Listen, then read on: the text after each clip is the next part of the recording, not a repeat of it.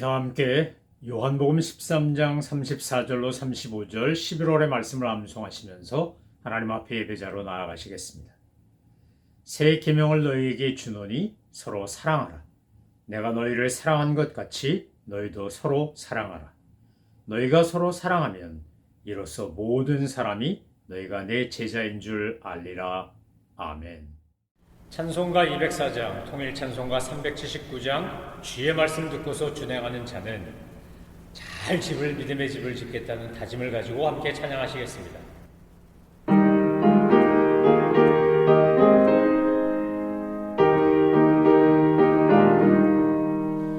주의 말씀 듣고서 준행하는 자는 반석 위에 터닫고 집을 지은 같아.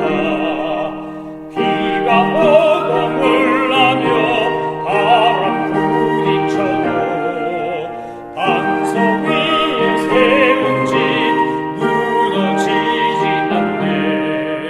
잘 짓고 잘 짓세 우리 집 잘 짓세. 만세 반석 위에 나아 우리 집 잘 짓세. 주의 말씀 듣고도 행치 않는 자는 모래 위에 터닫고 집을 지은 같아. 비가 오고 물나며 바람 부딪힐 때 모래 위에 세운 집 크게 무너지네. 잘 짓고 잘 짓세 우리 집 잘 짓세. 만세 반석 위에 나아 우리 집 잘 짓세. 세상 모든 사람들 집을 짓는 자리 반석 위가 아니면 모래 위에 짓네. 우리 구주 오셔서 지은 상을 줄때 세운 공로 따라서 영영 상벌 주리. 잘 짓고 잘 짓세 우리 집 잘 짓세. 만세 반석 위에 나아 우리 집 잘 짓세. 하나님께서 오늘 우리에게 주신 말씀은 다니엘서 8장입니다. 하나님의 말씀을 받들어 읽겠습니다. 나 다니엘에게 처음에 나타난 환상 후 벨사살 왕 제3년에 다시 한 환상이 나타나니라. 내가 환상을 보았는데 내가 그것을 볼 때 내 몸은 엘람 지방 수산성에 있었고 내가 환상을 보기는 올레 강변에서이니라. 내가 눈을 들어본즉 강가에 두 뿔 가진 수량이 섰는데 그 두 뿔이 다 길었으며 그중 한 뿔은 다른 뿔보다 길었고 그 긴 것은 나중에 난 것이더라. 내가 본즉 그 수량이 서쪽과 북쪽과 남쪽을 향하여 받으나 그것을 당할 짐승이 하나도 없고 그 손에서 구할 자가 없으므로 그것이 원하는 대로 행하고 강하여졌더라. 내가 생각할 때에 한 숫 염소가 서쪽에서부터 와서 온 지면에 두루 다니되 땅에 닿지 아니하며 그 염소의 두 눈 사이에는 현저한 뿔이 있더라. 그것이 두 뿔 가진 수량 곧 내가 본 바 강가에 섰던 양에게로 나아가되 분노한 힘으로 그것에게로 달려가더니 내가 본즉 그것이 수량에게로 가까이 나아가서는 더욱 성내어 그 수량을 쳐서 그 두 뿔을 꺾으나 수량에게는 그것을 대적할 힘이 없으므로 그것이 수량을 땅에 엎드러뜨리고 짓밟았으나 수량을 그 손에서 벗어나게 할 자가 없었더라. 숫 염소가 스스로 심히 강대하여 가더니 강성할 때에 그 큰 뿔이 꺾이고 그 대신에 현저한 뿔 넷이 하늘 사방을 향하여 났더라. 그중 한 뿔에서 또 작은 뿔 하나가 나서 남쪽과 동쪽과 또 영화로운 땅을 향하여 심히 커지더니 그것이 하늘 군대에 미칠 만큼 커져서 그 군대와 별들 중에 몇을 땅에 떨어뜨리고 그것들을 짓밟고 또 스스로 높아져서 군대의 주제를 대적하여 그에게 매일 드린 제사를 없애버렸고 그의 성소를 헐었으며 그의 악으로 말미암아 백성이 매일 드리는 제사가 넘긴 바 되었고 그것이 또 진리를 땅에 던지며 자의로 행하여 형통하였더라. 내가 들은즉 거룩한 이가 말하더니 다른 거룩한 이가 그 말한 이에게 묻되 환상에 나타나는 바 매일 드린 제사와 망하게 하는 죄악에 대한 일과 성소와 백성이 내준 바 되며 짓밟힐 일이 어느 때까지 이를꼬 하매 그가 내게 이르되 2300 죄악까지니 그때 성소가 정결하게 되리라 하였느니라. 다니엘이 이 환상을 보고 그 뜻을 알고자 할 때 사람 모양 같은 것이 내 앞에 섰고 내가 들은즉 을레강 두 언덕 사이에서 사람의 목소리가 있어 외쳐 이르되 가브리엘아 이 환상을 이 사람에게 깨닫게 하라 하더니 그가 내게 선 곳으로 나왔는데 그가 나올 때 내가 두려워서 얼굴을 땅에 대고 엎드림에 그가 내게 이르되 인자야 깨달아 알라 이 환상은 정한 때 끝에 관한 것이니라. 그가 내게 말할 때에 내가 얼굴을 땅에 대고 엎드려 깊이 잠들매 그가 나를 어루만져서 일으켜 세우며 이르되 진노하시는 때가 마친 후에 될 일을 내가 네게 알게 하리니 이 환상은 정한 때 끝에 관한 것임이라. 내가 본 바 두 뿔 가진 수장은 곧 메대와 바사 왕들이요 털이 마른 순염손 곧 헬라 왕이요 그의 두 눈 사이에는 큰 뿔은 곧 그 첫째 왕이요 그의 뿔이 꺾이고 그 대신에 네 뿔이 났은즉 그 나라 가운데서 네 나라가 일어나되 그의 권세가만 못하리라. 이 나라 마지막 때에 반역자들이 가득할 즈음에 한 왕이 일어나리니 그 얼굴은 뻔뻔하며 속임수에 능하며 그 권세가 강할 것이나 자기 힘으로 말미암은 것이 아니며 그가 장차 놀랍게 파괴 행위를 하고 자유로 행하며 형통하며 강한 자들과 거룩한 백성을 멸하리라. 그가 꾀를 베풀어 제 손으로 속임수를 행하고 마음에 스스로 큰 체하며 또 평화로운 때에 많은 사람을 멸하며 또 스스로 서서 만왕의 왕을 대적할 것이나 그가 사람의 손으로 말미암지 아니하고 깨지리라. 이미 말한 바 주야에 관한 환상은 확실하니 너는 이 환상을 간직하라. 이는 여러 날 후의 일임이라 하더라. 이에 나 다니엘이 지쳐서 여러 날 앓다가 일어나서 왕의 일을 보았느니라. 내가 그 환상으로 말미암아 놀랐고 그 뜻을 깨닫는 사람도 없었느니라. 아멘. 다니엘은 계속해서 환상을 보고 하나님께서 보여주신 그 환상에 대하여 해석하는 것을 담고 있습니다. 처음에 다니엘서를 함께 말씀을 묵상하며 말씀드린 것 기억하시는지 모르겠습니다. 다니엘서는 두 가지 언어로 쓰여졌다고 했는데 첫 번째 언어는 히브리어고 그 다음 언어는 아람어입니다. 지금도 각 나라마다 통용되는 국어가 있습니다. 그럼에도 불구하고 전 세계를 다 통용하는, 전 세계 누구나 다 사용하는 언어가 있다면 그것은 아마 영어일 겁니다. 어느 나라가 힘을 가지고 세계를 제패했느냐에 따라 한때는 스페인어가 전 세계에 쓰여진 때도 있었을 겁니다.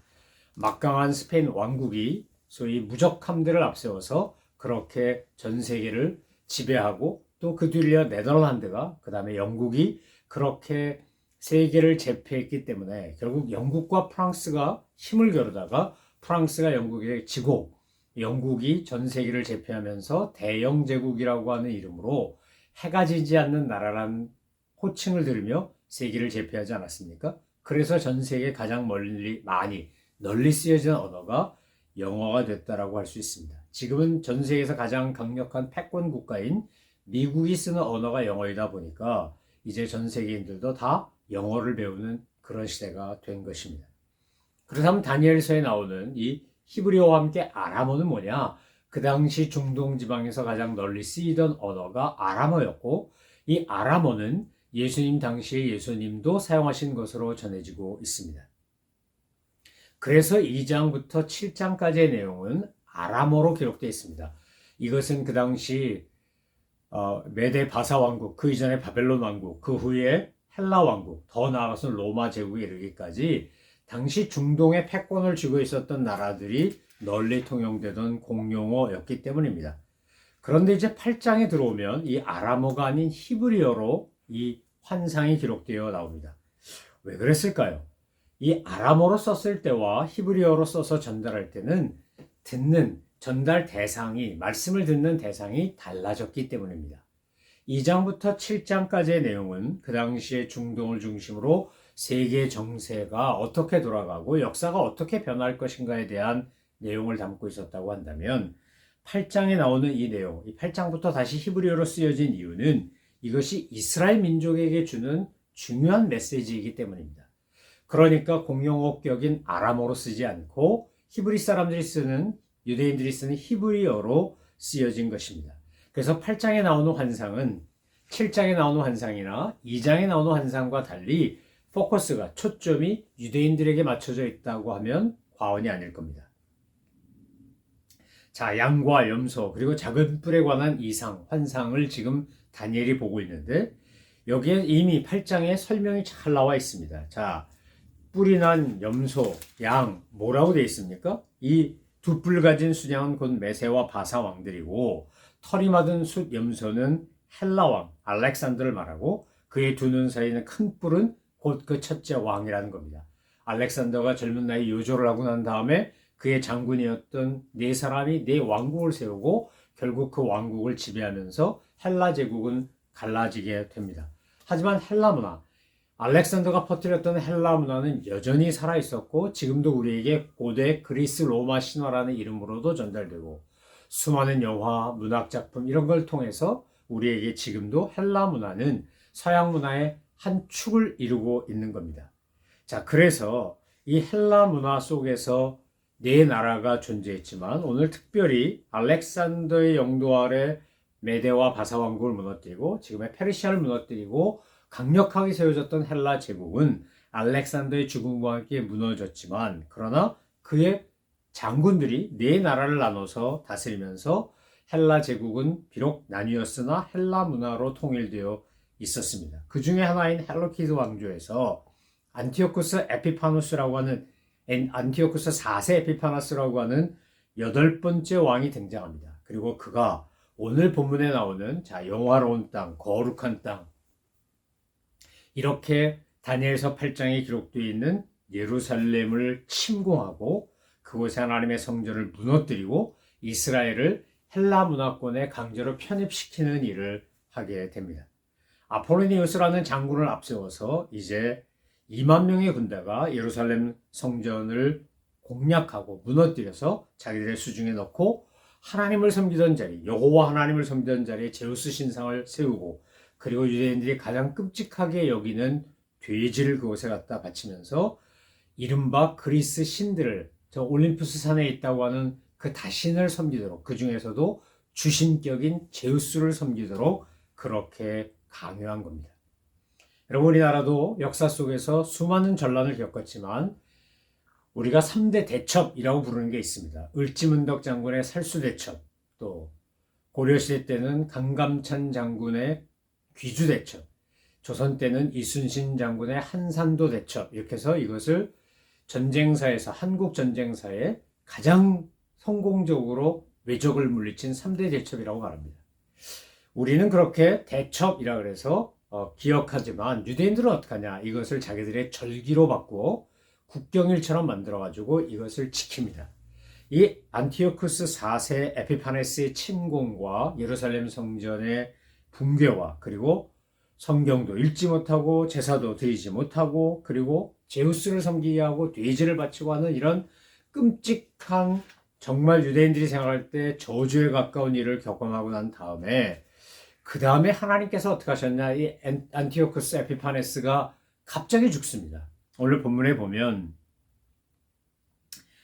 하나님께서 보여준 환상에 의하면 사람의 힘이 아니라 어떻게 된다는 겁니까? 그렇게 그냥 제 손으로 속임수를 행하고 마음의 스스로 큰 차며 평화로운 많은 무리를 멸하며 또 스스로 서서 만왕의 왕을 대적할 것이나 그가 사람의 손으로 말미암지 아니하고 깨지니라 이렇게 되어 있습니다.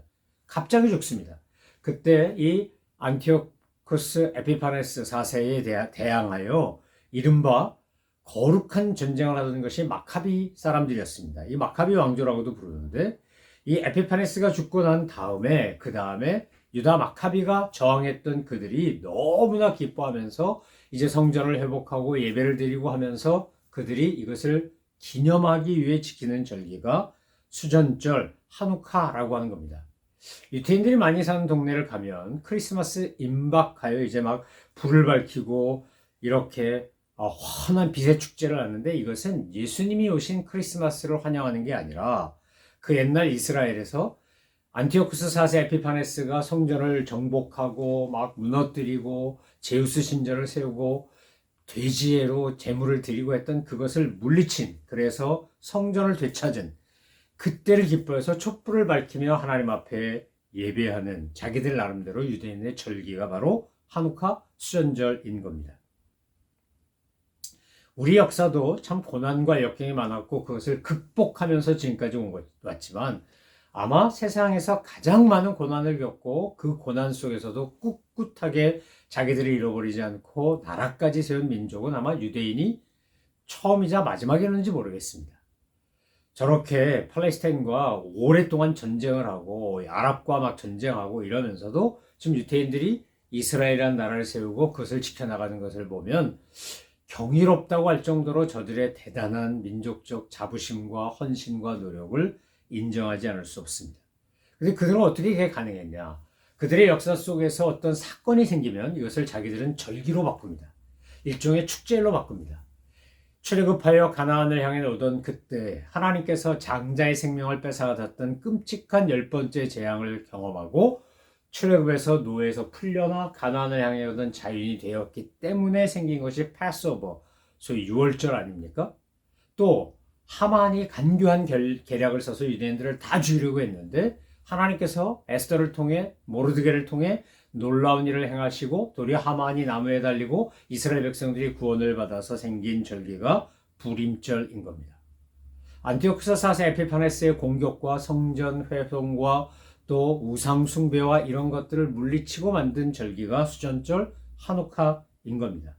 그러니까 유대인들은 어떤 일이 생기면 그것을 하나님의 은혜 가운데 극복하고 이기고 나면 그것을 절기로 만들어 잊지 않으려고 초막절이건 유월절이건 수전절이건 부림절이건 그것을 기억하며 신앙을 전수했기 때문에 믿음을 전수했기 때문에 어쩌면 오늘날도 유대인들이 이렇게 소수임에도 불구하고 전 세계에 막강한 영향력을 끼치는 집단이 될 수 있었을 것입니다.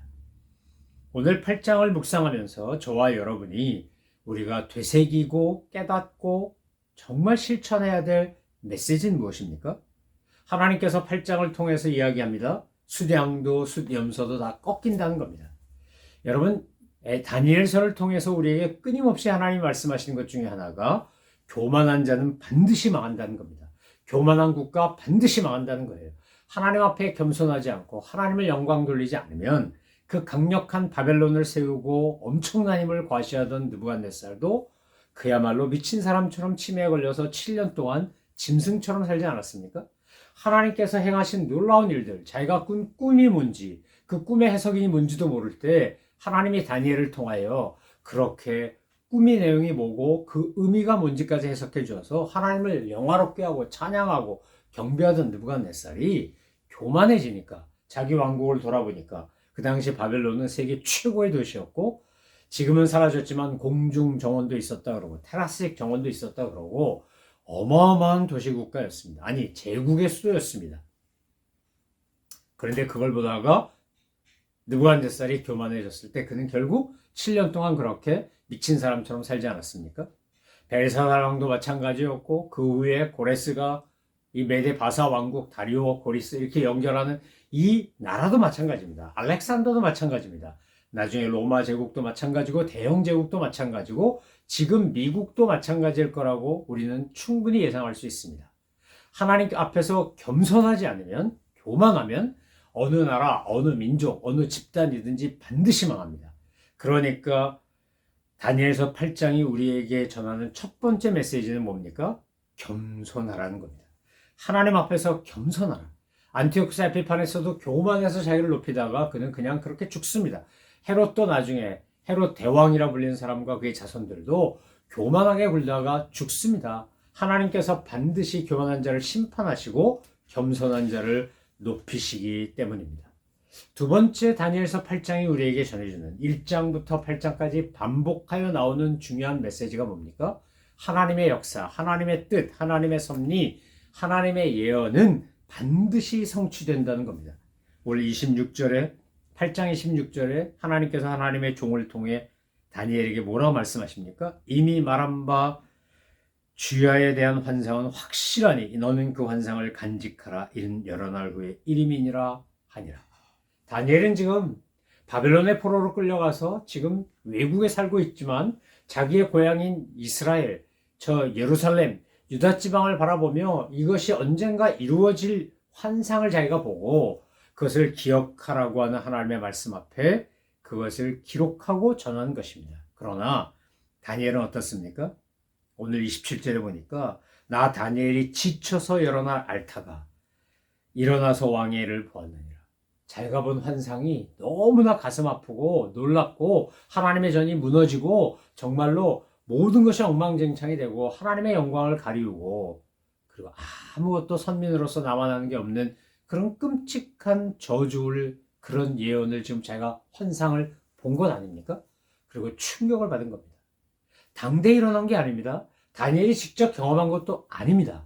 훗날 일어날 일입니다. 그럼에도 불구하고 다니엘은 하나님이 보여주시는 환상과 말씀을 매우 존중하고 귀히 여기고 마음에 새기고 심각하게 받아들였습니다. 그래서 그는 여러 날 앓기까지 했습니다. 사랑하는 성도 여러분, 오늘 우리는 하나님의 말씀을 읽을 때, 설교를 통해 하나님의 말씀을 들을 때, 간증이나 또 성경 공부나 여러 가지를 통해서 하나님의 말씀이 내게 주어질 때 우린 정말 다니엘처럼 이렇게 여러 날 앓을 정도로 심각하게 진지하게 그리고 하나님의 말씀을 의미 있고 가치 있게 받아들이며 그 말씀을 반드시 이루어진다는 것을 믿고 그렇게 순종하고 사는지요. 듣는데 성경을 읽었는데 말씀을 들었는데도 불구하고 내 감정, 내 생각, 내 경험, 내 지식, 내 논리와 내 이성이 나를 지배하고 다스리도록 여러분 그렇게 또 다른 나라고 하는 우상에게 나를 맡기고 살진 않습니까?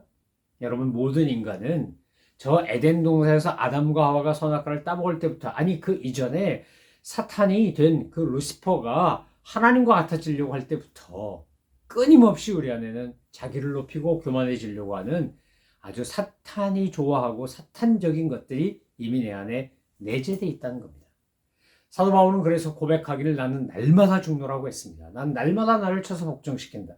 내가 예수 그리스도를 아는 것 외에는 모든 걸 다 똥처럼 여겼다. 분토처럼 여겼다.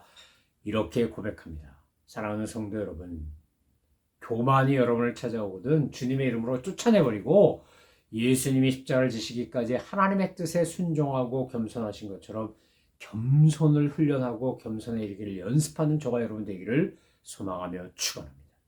하나님의 말씀은 분명히 이루어진다는 사실을 믿고 의지하고 신뢰하고 말씀에 순종하시기를 바랍니다. 여러분에게 주어진 하나님의 말씀, 주의 종들을 통해 선포된 하나님의 말씀을 들을 때 여러분 그 말씀을 그냥 한쪽 귀로 듣고 한쪽 귀로 흘리지 않으시기를 바랍니다. 그 말씀이 내게 받아들이기 힘든 거든 쉬운 거든 좋은 거든 어려운 거든 상관없이 주님 말씀하시면 그 말씀 듣고 가슴판에 새기고 내가 그것을 따라 사는 믿음의 삶, 행함 있는 믿음으로 살아가는 저와 여러분 되시기를 소망합니다. 그래서 우리가 이 땅의 삶을 마무리할 때 정말 인생의 여정을 마칠 때 하나님 앞에 다시 설 때 그때 주님께서 착하고 충성된 종이라고 신실하고 진실한 나의 자녀라고 칭찬하신 소리를 들으며 천국 시민으로 입성하는 우리 모든 주의 백성들 다 되시기를 주님의 이름으로 축원합니다. 기도하겠습니다. 하나님 아버지, 주님의 말씀을 듣고 그 말씀을 가슴판에 새기는 거 끝나는 것이 아니라 말씀 따라 사는 저희들 되게 하여 주옵소서. 하나님의 말씀은 반드시 이루어진다는 사실을 의심 없이 믿게 하시고 십자가를 지기까지 아버지 하나님의 뜻에 온전히 순종했던 제자들의 발을 먼저 씻어주시며 겸손의 본을 보여주셨던 예수님처럼 저희들도 평생토록 주님처럼 겸손하게 하나님을 섬기고 이웃을 사랑하는 저희들 다 되게 하여 주옵소서. 감사드리며 예수 그리스도의 이름으로 기도 올려옵나이다. 아멘. 하늘에 계신 우리 아버지, 아버지의 이름을 거룩하게 하시며 아버지의 나라가 오게 하시며 아버지의 뜻이 하늘에서와 같이 땅에서도 이루어지게 하소서. 오늘 우리에게 일용할 양식을 주시고 우리가 우리에게 잘못한 사람을 용서하여 준 것 같이 우리 죄를 용서하여 주시고 우리를 시험에 빠지지 않게 하시고 악에서 구하소서. 나라와 권능과 영광이 영원히 아버지의 것입니다. 아멘.